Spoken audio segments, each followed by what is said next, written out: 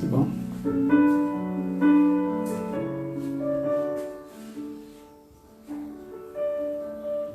Merci, chers auditeurs. Bienvenue ce soir pour ce programme. Aujourd'hui, c'est le 27 août 2020. Et nous continuons à fortifier notre fidèle. Nous continuons à partager la parole. Nous continuons à bénir les fidèles et tout le monde par la parole puissante. Je vous remercie ce soir d'avoir écouté cette parole ce soir, d'avoir écouté cet enseignement. Je veux dire qu'il faut prendre attention pour connaître la parole de Dieu. Prends ton temps pour écouter, prends ton temps pour étudier sa parole. Parce que toute ta vie dépend de ses paroles. Toute ma vie dépend de ses paroles. Si vraiment nous voulons voir, ou bien nous voulons rencontrer notre Seigneur Jésus-Christ, c'est très important d'étudier sa parole. C'est très important de dépendre de sa parole et de dépendre de lui parce que lui et sa parole, ils sont un. Ce soir, on va parler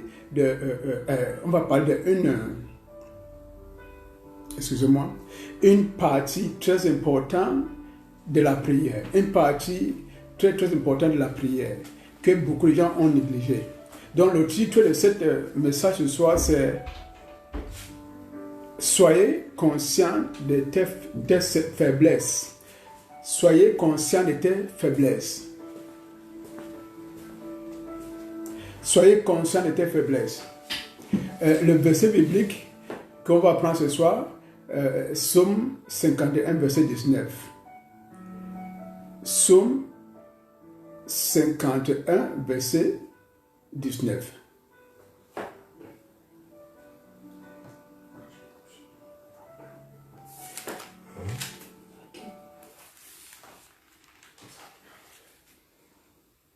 C'est bon? 51, verset 19. 51, verset 19.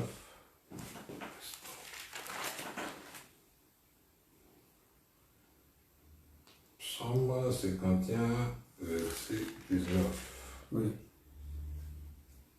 Je lis la parole au nom du Seigneur. Les sacrifices qui sont agréables à Dieu, c'est un esprit brisé. Ô Dieu, tu ne dédaignes pas un cœur brisé et contrit. C'est ça. Bon, ce qui est agréable devant le Seigneur, ce n'est pas la dîme qu'on donne dans l'église. Ce n'est pas les offrandes que nous faisons, mais c'est un esprit brisé que Dieu veut de nous. Quand tu viens devant Dieu avec l'orgueil, c'est comme tu es aussi Dieu. C'est comme tu es aussi Dieu, mais tu n'es pas Dieu. Voilà pourquoi Dieu a besoin que quand nous venons devant lui, et il faut nous présenter toujours avec un esprit humble, un esprit vraiment brisé. Parce que c'est cet esprit que Dieu voit que tu es vraiment, reconnaît que tu es l'homme et tu es faible. Et c'est là où il peut t'aider dans ta faiblesse. Alléluia, c'est très important de connaître toutes ces choses. Donc, cette partie de prière, beaucoup de gens ont négligé ça. Beaucoup de gens ont négligé ça.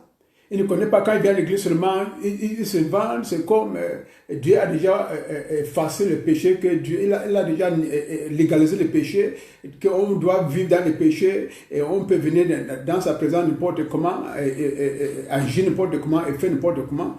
Ce n'est pas ça. Dieu, c'est le même. Le même hier, aujourd'hui, éternellement. Il ne change pas. C'est l'homme qui change. Donc, nous savons que Dieu est saint. Dieu est vraiment saint. Dieu n'aime pas le péché. Il ne veut même pas voir le péché avec les yeux. Mais pourquoi quand nous venons dans la présence de Dieu, c'est comme on a oublié cette partie que nous sommes les pécheurs. Nous sommes les pécheurs. Tu n'as rien à faire. La nature, l'homme, c'est la nature pécheresse. Voilà pourquoi nous devons être sauvés par la grâce. Ce n'est pas parce que nous sommes forts. L'homme n'est pas fort. L'homme n'est pas fort. Regardez le Covid-19 qui est arrivé. Partout, les gens portent on appelle ça quoi? Les pavés, partout. Si l'homme était fort, il devait avoir un moyen pour échapper de ça. Si l'homme était fort, l'homme devait créer un moyen pour arrêter ça. Mais l'homme n'est pas fort. L'homme est faible, mais toujours l'homme fait comme il est fort. Même devant Dieu, l'homme fait comme il est fort. L'homme n'est pas fort. L'homme est faible. Voilà pourquoi, toujours, quand face à Dieu, il faut toujours être humble et te montrer que tu es vraiment faible. Sans lui, tu ne peux rien faire. Sans Dieu, tu ne peux rien faire. Voilà pourquoi on doit prendre attention à ce que nous faisons. La nature de l'homme, c'est la nature pécheresse. C'est la nature corrompue, la nature corruptible. Voilà pourquoi la Bible dit dans 1 Corinthiens chapitre 15, verset 50. 1 Corinthiens chapitre 5, verset 50. 1 Corinthiens chapitre 5, verset 50. 1 Corinthiens chapitre 5, verset 50. 50. C'est pas ça, c'est pas. 1 Corinthiens chapitre 15, pardon. 1 Corinthiens chapitre 15, verset 50. 1 Corinthiens chapitre 15, verset 50. Oui. 1 Corinthiens chapitre 15, verset 50. Ce que je dis, frère, c'est que la chair et le sang ne peuvent hériter le royaume de Dieu, et que la corruption n'hérite pas l'incorruptibilité. Alléluia. La chair et le sang ne peuvent pas hériter le royaume de Dieu, parce que la chair là est corrompue, est corruptible. La chair de l'homme est corruptible. Voilà pourquoi la Bible dit que lorsque le Seigneur vient, on va se changer dans une seconde. Prends un autre corps. Le corps qui est immortel. Le corps qui est incorruptible. Sinon, ce corps que nous portons, ce corps, c'est notre, on appelle ça la tente. C'est un corps corruptible. C'est un corps vraiment faible, avec trop de péchés. Voilà pourquoi on doit toujours nous regarder, te présenter devant Dieu comme le pécheur. Comme le pécheur. Tu n'as rien à faire. Parce que tu n'es pas sauvé parce que tu es juste devant Dieu. Tu n'es pas sauvé parce que tu es grand, ou tu es fort. Non, c'est parce que lui, Dieu, il a choisi que l'homme doit sauver par la grâce. L'homme doit se justifier par sa grâce. La foi. Alléluia. C'est très important de connaître toutes ces choses. On va regarder, parce qu'à nos jours aujourd'hui, beaucoup de gens, nous ne voyons plus nous-mêmes de la manière que Dieu nous voit. L'homme ne voit plus lui-même, beaucoup de gens qui parlent à l'église, et ne voient plus lui-même comme Dieu nous voit. Parce que quoi? Nous n'avons plus la conscience que nous sommes pécheurs. Nous n'avons plus la conscience que nous sommes les pécheurs. Nous avons perdu notre conscience envers notre faiblesse. Parce que le péché là-bas, c'est notre faiblesse. Tu vois beaucoup de gens, même à l'église, beaucoup de gens se concentrent pour s'aimer les semences de quoi? De leurs affaires, les semences de leur mariage, les semences pour faire les choses. Ils viennent dans l'argent, ils paient la dîme. Mais le côté le très important, l'esprit brisé n'est pas là. L'esprit brisé n'est pas là. Il a oublié ses côtés. Peut-être, selon lui, il pense que Dieu a déjà effacé, Dieu a déjà légalisé les péchés. Parce que peut-être tu as des problèmes dans le quartier avec ton voisin ou bien au lieu de travail. Tu as un petit problème avec ton voisin, avec ton ami, avec ta soeur ou bien avec ta femme. Tu n'as pas encore réglé le problème, mais tu viens à l'église. Oubliez ça, tu as oublié ça. Que tu devais régler cette affaire avant de venir prier devant Dieu. Tu devais régler, peut-être tu as le dette, tu as le dette à quelqu'un a travaillé pour toi et tu n'as pas encore réglé le dette, tu n'as pas encore payé. Quelqu'un Peut-être que tu as prêté l'argent quelque part, la date que tu devais payer, rembourser cet argent, tu ne l'as pas payé. Et vous avez un petit souci avec la personne, tu n'as pas encore réglé ça, mais tu viens à l'église pour donner la dîme. Tu viens à l'église pour donner l'offrande. Et tu penses que c'est ça qui va plaire Dieu. Non. Non. Il y a plusieurs péchés. Parce que l'homme est faible. Parce que l'homme est faible. Voilà pourquoi on doit toujours prendre attention lorsque nous sommes dans sa présence. Lorsque nous sommes dans sa présence, parce que c'est très important. C'est ces choses que beaucoup de gens prient la prière et il n'y a pas de réponse. Et il n'y a pas de réponse parce que quoi? Tu as oublié que tu as oublié là où tu viens. Tu oublies que peut-être derrière là, tu avais le souci avec quelqu'un que tu n'as pas encore réglé. Mais la Bible dit que quoi? Avant de donner l'offrande, si tu as un souci avec quelqu'un, allez d'abord régler ça. Allez d'abord mettre ça, que vous êtes d'accord avec ces gens avant de venir à l'église et donner l'offrande. Là, cette offrande, Dieu va accepter ça. Mais si tu as des problèmes avec le voisin, peut-être vous ne parlez même pas avec le voisin, ou bien vous avez un problème, tu n'as pas encore réglé. En tant que chrétien, tu viens à l'église, peut-être tu te concentrer pour s'aimer. Tu sèmes pour ton mariage, tu sèmes pour construire la maison, tu sèmes pour que Dieu te donne l'argent pour acheter la voiture. Tu sèmes. Ce n'est pas ça que Dieu veut de nous. Dieu veut le cœur brisé, un esprit brisé, un esprit humble devant lui. Parce que lui est resté Dieu et tu es faible, tu es l'homme mortel. Mais aujourd'hui, l'église s'est changée, beaucoup de gens font des choses que tu ne peux pas croire. Même tu piétines le pied de ton frère à l'église. La Bible dit, même si tu piétines le pied, il faut pardonner la personne qui t'a piétiné le pied parce que c'est une erreur, il est faible, il a fait ça par erreur, mais beaucoup de gens n'acceptent pas ça. Tu piétines son pied, et même à l'église, le chrétien va dire, il va te montrer que lui, il est fort. Ton frère chrétien. Donc aujourd'hui, les gens sont vraiment oubliés la plus importante chose qui plaît Dieu. L'attitude de repentance, l'attitude d'être humble. Les gens ont oublié ça. Donc l'église devient un endroit de ceux qui sont forts. Donc si tu n'es pas fort à l'église, on te prend ça comme tu n'es personne. Mais ce n'est pas ça, ce n'est pas la maison de Dieu là-bas. Parce que la Bible dit qu'on doit aider ceux qui ont la foi, ils sont faibles de la foi. On va les aider pour grandir aussi dans la foi. Si tu as la foi beaucoup et l'autre n'a pas la foi, on va les encourager. On ne peut pas l'abandonner parce qu'il n'a pas la foi, non. On ne peut pas l'abandonner parce qu'il est faible. Non. Mais aujourd'hui, l'église d'aujourd'hui, beaucoup d'églises, ce n'est pas toute l'église, beaucoup. Beaucoup n'ont pas, c'est l'amour. Toutes ces choses viennent de l'amour. Parce qu'il n'y a plus l'amour à l'église, c'est pour l'amour. L'église maintenant c'est pour aller inventer, montrer comment tu as l'argent, comment peut-être ceci. Non, ce n'est pas l'église là-bas. L'église, elle était présentée devant Dieu dans une attitude, vraiment attitude bas, l'attitude humble. C'est pourquoi, c'est pourquoi, au lieu de reconnaître que tu es péché devant Dieu, nous venons à l'église pour demander que les bénédictions. Les bénédictions.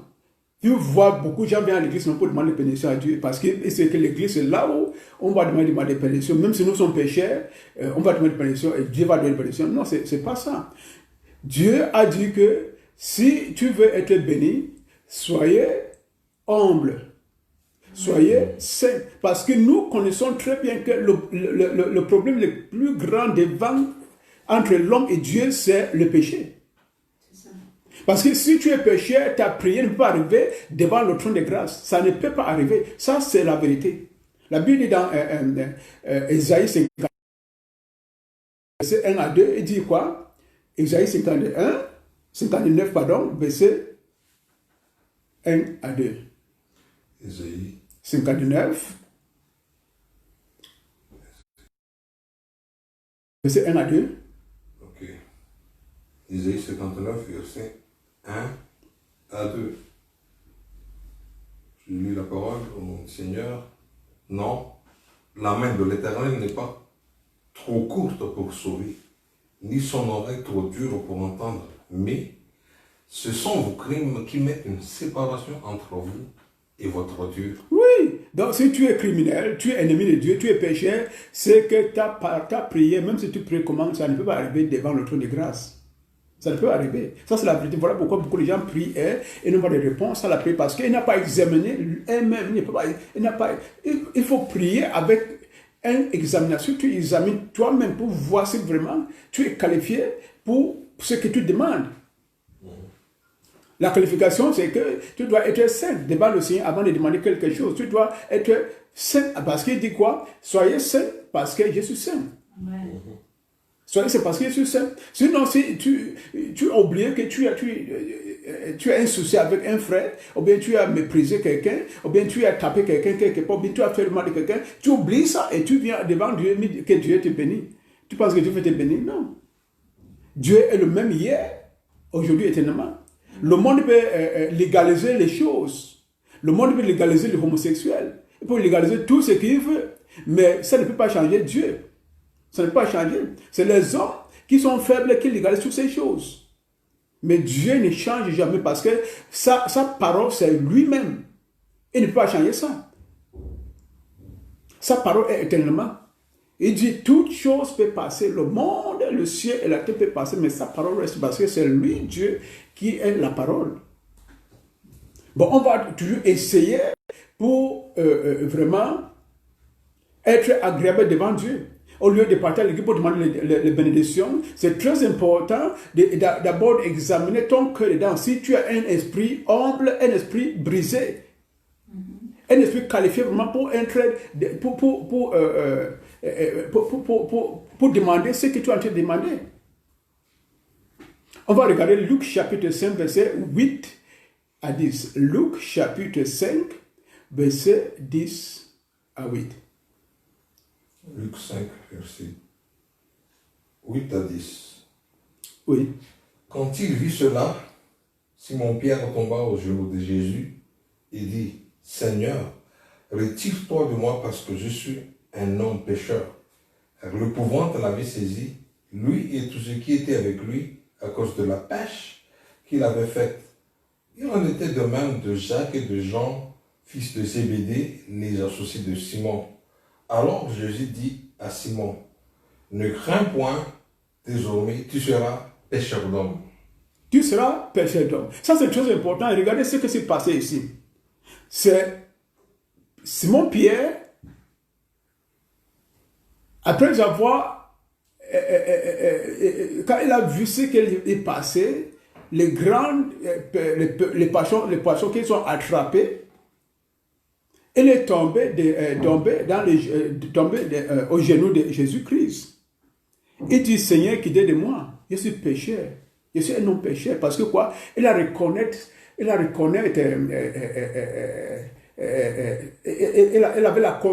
sa conscience comme pécheur, qui n'est pas digne d'être dans la présence de Dieu. Il sait qu'il n'était pas digne d'être devant Jésus-Christ. Parce que Jésus-Christ est saint, lui, il est péché, il a reconnu ça. Il savait très bien que je lui connais comme un pécheur. Il connaît ça. Voilà pourquoi il est tombé devant les genoux de Jésus-Christ pour reconnaître, pour confesser que lui, il est pécheur. Mais la Bible peut dire qu'il est parti taper quelqu'un, ou bien il est parti voler quelque chose. Ou il est parti peut-être commettre adultère avec la femme de quelqu'un, ou bien il a forniqué avec quelqu'un. Non, là, c'est parce que lui, il a connu qu'il est l'homme et il est faible. Après avoir tourné la mer toute la nuit, et il n'a pas rien attrapé comme poisson. Rien attrapé comme poisson. Mais quand ils ont rentré jusqu'à là, au bout de mer, c'est là où Dieu nous a donné les poissons. Mais il sait très bien que, voilà, si toi tu es Dieu, moi je suis un homme mortel. Donc je suis pécheur, je suis un homme faible. Je ne connais pas pourquoi je n'ai pas attrapé les poissons dans la nuit. Mais toi, c'est qui connaît. Je suis un homme. Voilà pourquoi il est tombé et dit, Seigneur, je ne suis pas digne d'être dans ta présence. Voilà pourquoi, ça c'est la manière que l'homme doit toujours présenter lui-même devant Dieu. Il n'est pas digne, c'est pas la grâce. Nous ne sommes pas dignes pour être dans la présence de Dieu parce que nous sommes corrompus. Notre cœur est noir. Nous faisons des choses. Nous pensons de mal. Nous sommes jaloux des choses qu'on ne doit pas être jaloux. Nous sommes envieux des gens. Nous sommes hypocrites. Donc ça, c'est la nature de l'homme, la nature pécheresse. Donc face à Dieu, dans la prière, il faut toujours être humble. Pour montrer à Dieu que tu n'es pas digne d'être dans sa présence parce que lui, il est Dieu, il est saint. Dans Habakkuk, c'est Habakkuk. Habakkuk 1, chapitre 1, verset 13. Habakkuk 1, Habakkuk 1, 13. Habakkuk 1, 13. Je lis la parole de mon Seigneur. Tes yeux sont trop purs pour voir le mal. Oui. Et tu ne peux pas regarder l'iniquité. Oui. Pourquoi regarderais-tu les perfides et te tairais-tu quand le méchant dévore celui qui est plus juste que lui? Alléluia. Ça, la Bible dit que les yeux de Dieu ne peuvent pas regarder l'iniquité. Il ne peut pas permettre le mal. Et nous sommes mauvais. Nous sommes mauvais dans notre cœur, dans nos attitudes, dans nos choses. Mais tu vois comment Pierre a présenté lui-même devant Dieu, devant le Seigneur Jésus-Christ. Il a présenté lui-même comme un homme faible. En réponse à l'attitude de Pierre vers son péché, qu'est-ce que Jésus a fait? Jésus lui a donné quoi? Une nouvelle naissance de son avenue. Ça, c'est le français, non? Une nouvelle naissance de son avenue. Des péchés de poissons, maintenant des péchés de l'homme. Il a changé l'avenue de Pierre, qui était péché de poissons, pour donner le péché d'homme. Là, parce qu'il n'a pas regardé le péché, il n'a pas regardé le passé de Pierre pour lui donner, pour changer son avenue, pour changer son futur. Il n'a pas regardé son passé, non. Parce qu'il sait que Pierre a reconnu que lui, il est faible, il est pécheur, il ne peut rien faire dans sa vie. Voilà pourquoi le Seigneur lui a amené la nouvelle naissance de son avenue. Comme un homme, un pécheur d'homme. C'est la même attitude. Si nous prions Dieu, avec cette attitude, rien ne peut arrêter Dieu qui ne répond pas à notre prière. Si nous reconnaissons Dieu que nous sommes pécheurs dans sa présence. Ça, c'est ce qu'on appelle la repentance totale. Parce qu'il y a plusieurs repentances, les gens pensent que c'est le il est tombé dans le péché, il est triste, les gens lui on dit quoi? Les gens lui disent, oh, laissez le Seigneur passer parce qu'elle a déjà confessé le péché. C'est pas ça. La confession des péchés, c'est quand ton cœur est brisé, quand tu es esprit brisé, tu sais que tu n'es pas vraiment digne d'être dans la présence de Dieu. C'est parce que sa grâce t'a sauvé. C'est parce que tu ne mérites pas cette grâce même. C'est parce que tu as démontré que tu es un homme corruptible. Tu n'es pas besoin, tu n'es pas digne d'être dans la présence de Dieu. Voilà pourquoi tu dois toujours confesser tes péchés avec un cœur brisé, avec un esprit brisé, pour montrer à Dieu que sans lui, tu ne peux rien faire parce que tu es un homme mortel. Alléluia. Ça, c'est très important. Quand nous prions, quand nous sommes face à Dieu dans la prière, ne te montre pas que tu es l'orgueil. Ou bien tu es Dieu, vous êtes égal, non, tu es l'égal, ou bien tu as l'égalité avec Dieu pour inventer, pour montrer que oh, moi je suis fort, il parle parce que aujourd'hui, beaucoup de gens, surtout les gens qui prêchent la prospérité, et il n'y a rien encore qui peut prêcher, et plus seulement la prospérité, la prophétie, la délivrance, mais ils oublient. Parce que dans cet évangile, ou bien dans cette prédication de prospérité, il y a trop de mensonges dedans. Il ne montre pas aux fidèles qu'ils sont pécheurs. Il ne montre pas les faiblesses. Que voilà, si tu veux être agréable devant Dieu, voilà ce que tu dois faire. Tu dois confesser dans le péché. Non. L'évangile de prospérité, ou bien la parole de prospérité, c'est un peu rare pour prêcher ça. Et précisément, quoi, la prophétie, demain tu seras riche, demain tu donnes l'argent, demain donne l'argent, demain ta situation va changer, demain ça, c'est un peu difficile. Et si demain là, tout ce qu'elle a parlé, ça n'arrive pas, tu vas le regarder quoi? Tu vas le regarder comme un péché, mais la vérité est que Face à Dieu dans la prière, tu dois d'abord connaître que tu es pécheur. Il faut confesser tes péchés et il faut quitter les péchés. Là, Dieu sait que tu as la crainte de Dieu.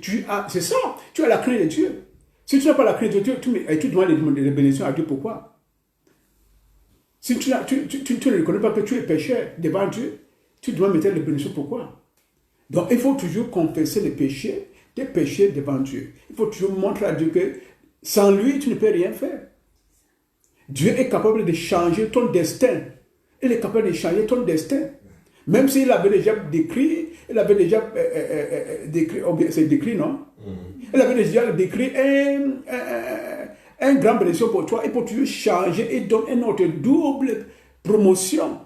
Lorsque tu es humble devant lui, il peut changer, même si il dit que bon, tu seras docteur demain. Il peut toujours changer docteur de don une autre chose qui est plus grande que docteur. C'est très possible avec lui. Mais le problème avec Dieu, c'est un esprit brisé, un esprit humble devant lui. Toujours un esprit dans l'adoration devant lui, un esprit joyeux devant lui, parce que sans lui, tu ne peux rien faire. On va regarder Proverbe chapitre 28, verset 13. Proverbe chapitre 28, verset 13. Proverbe 28, 13. Oui. Celui qui cache ses transgressions ne prospère point, mais celui qui les avoue et les délaisse obtient miséricorde. Alléluia. Quand tu caches toutes les choses que Dieu fait derrière, et tu penses que Dieu va te prospérer, ça c'est la vie chrétienne. Tu ne dois pas cacher parce que rien ne peut se cacher devant Dieu. Même si tu creuses la terre, tu entres dedans, tu fais quelque chose dans le trou là. Dieu voit tout. Donc si tu caches tes péchés, tu ne peux pas prospérer. Ça, c'est les lois de Dieu. Ça, c'est ce que Dieu a déjà écrit dans la Bible et il nous a donné pour nous guider. Confesse donc tous tes péchés devant Dieu. Il connaît tout. Il faut que toi, tu utilises ta bouche, tu parles avec lui que Seigneur, voilà ce que j'ai fait, voilà ce que... Seigneur, pardonne-moi. Seigneur, pardonne-moi parce que j'ai fait du mal, j'ai péché contre toi. Je sais que tu es un Dieu qui pardonne les péchés. Seigneur, pardonne-moi. Alléluia. C'est très important. Cette partie de prière, beaucoup de gens négligent. Cette partie de prière, beaucoup de gens négligent. Quand il vient à l'église, c'est comme il veut tenter Dieu, il veut tenter sa pureté et sa sainteté. Ils oublient que Dieu est vraiment saint. Donc maintenant, nous tentons sa pureté, nous tentons son sainteté. Nous oublions que vraiment, on n'a même pas le droit d'être dans sa présence. Mais c'est grâce à Jésus-Christ, grâce à lui, qu'il nous a attirés devant Dieu. Grâce à lui qu'il nous a amenés devant lui. Par sa grâce.